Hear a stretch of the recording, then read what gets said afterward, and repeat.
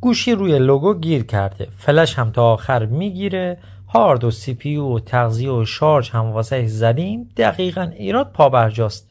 این مورد رو چندین سال پیش توی ویدیو هم بهتون نشون داده بودم. داستان از این قراره که کنترل آمپلیفایر صدا توسط I2C انجام میشه و 2 تا لاین هم بیشتر نداره، SDA و SCL، و این 2 تا لاین شورت شده بودن.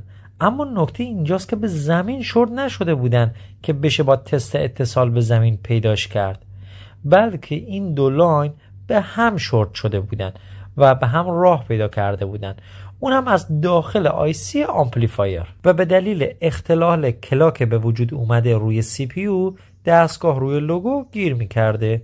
حالا چجوری ایراد پیدا شده؟ توی تست های روتین لحظه‌ای که میگیریم توی این مسیر 2 تا مقاومت بالا کشنده وجود داره. تست اونا رو به زمین میگیریم و خب به زمین راهی ندارن، یعنی درسته. این طرف مقاومت ها به 1.8 ولت وصله، خب باید به هم دیگه راه بدن.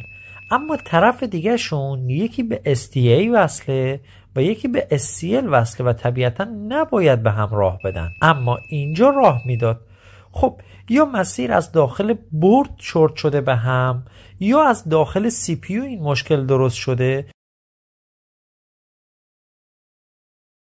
یا از داخل آیسی اسلیو مشکل خورده که دقیقاً اینجا مشکل از آیسی اسلیو یا همون آمپلیفایر بود. نکته اول این که توی این مشکل به محض تزریق ولتاژ سی پی یو مرخص میشه.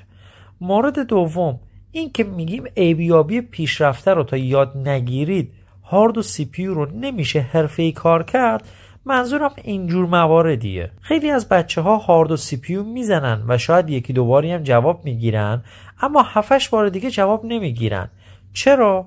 چون بعد آیسی زدن باید بیفتن توی پروسه ایبیابی پیشرفته و متاسفانه بلد نبودن اون باعث سردرگمی میشه و در نهایت دلسردی از کار خودتون. فکر میکنن که تواناییش رو نمیتونن کسب کنن، در صورتی که ایراد جای دیگه است.